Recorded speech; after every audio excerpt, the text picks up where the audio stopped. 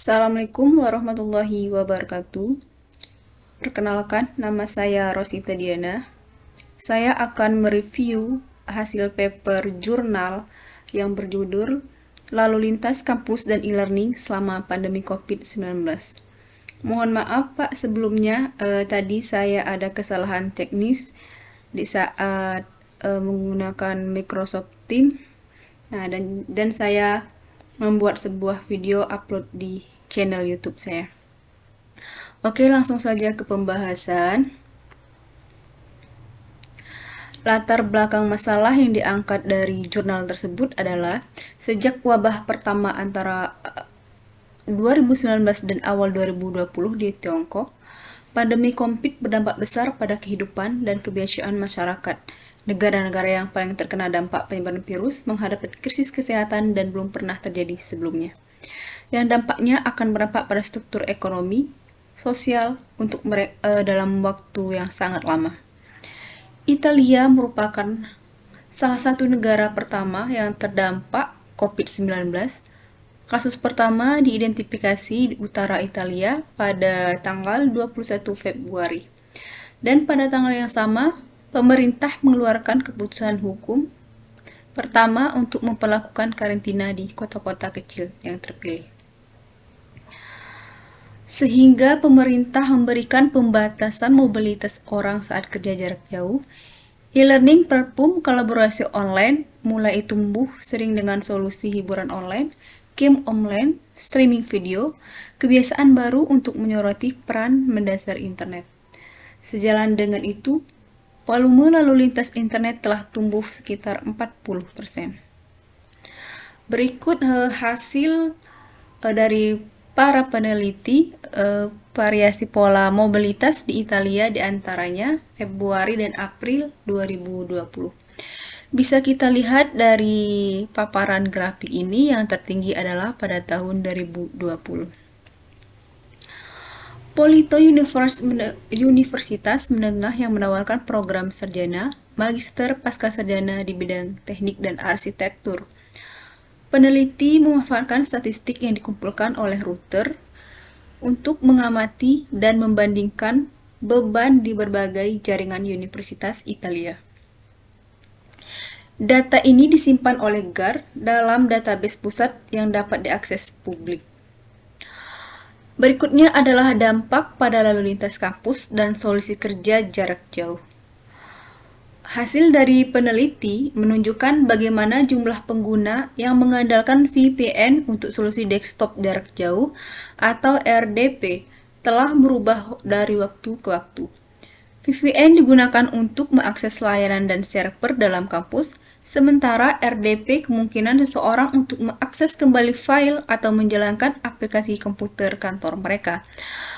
Bisa kita lihat dari grafik berikut. Volume lalu lintas yang tertinggi yaitu pada tahun 2022 ya. Oke. Selanjutnya ada grafik aktivitas Microsoft Teams.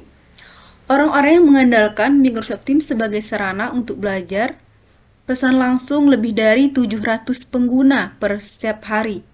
Oke, bisa mengirim pesan obrolan pribadi melalui Teams pada minggu terakhir bulan Maret. Secara total, mereka bertukar lebih dari 17.000 pesan per hari. Oke, dapat kita lihat dari grafik ini bahwasanya pada tanggal 1 bulan 4 2020, aktivitas Microsoft Teams paling tertinggi. Oke. Selanjutnya, untuk panggilan video dan rapat juga terus berkembang mencapai 400 pengguna per hari, melakukan lebih dari 1.500 panggilan per hari. Di sini dalam grafik yang paling tertinggi adalah pada tahun 2020, tepatnya tanggal 9 bulan 3 di tahun 2020. Selanjutnya adalah ada pengajaran online dalam ruang kelas virtual atau batang hitam mengikuti pola jadwal perkuliahan universitas dengan sekitar 700 ruang kelas virtual per hari.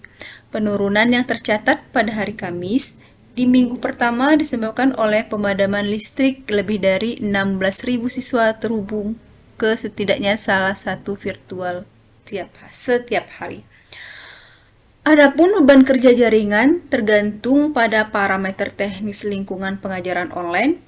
Infrastruktur Volito meliputi penyebaran alat pengajaran untuk kelas virtual, video on demand dari kelas yang direkam sebelumnya disimpan sebagai video 720p. Bahan ajar lainnya misalnya slide, catatan guru, file, ataupun yang lainnya. Oke, selanjutnya di sini peneliti mengevakuasi performa jaringan ya.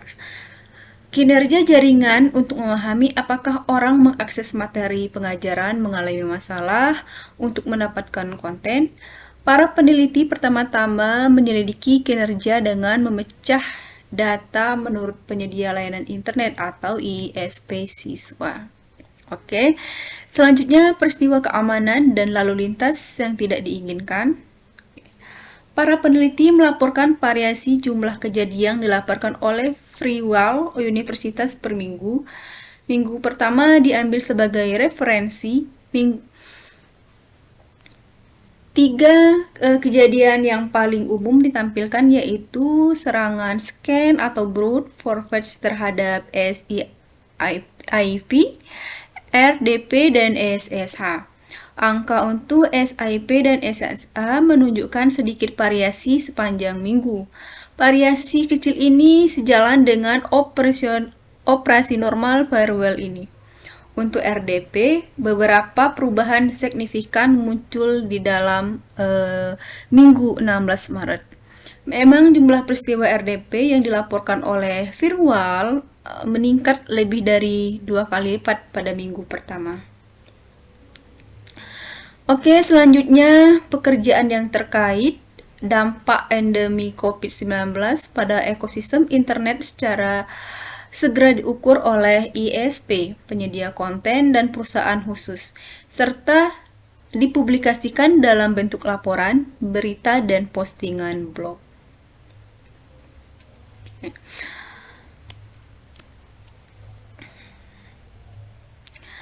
SimilarWeb, sebuah perusahaan yang menyediakan layanan analitik web yang berbasis, menunjukkan bagaimana kebiasaan orang berubah selama wabah.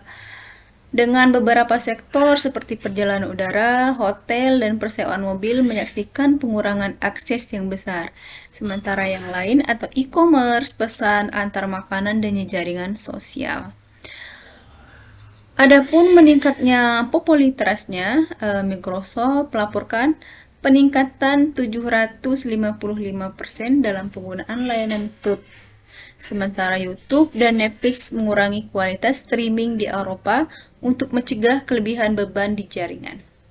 Cloudflare dan Fastly, dua jaringan pengiriman konten terbesar di dunia, melaporkan peningkatan lalu lintas harian sebesar 20-40% sejak penguncian di Italia. Oke, maka peneliti menarik kesimpulan untuk mengurangi penyebaran COVID-19, dunia mengeluarkan pembatasan yang parah seperti jarak sosial dan tindakan penguncian. Ini memaksa orang untuk mengubah kebiasaan mereka, mendorong mereka ke layanan online untuk belajar, bekerja, serta bersantai.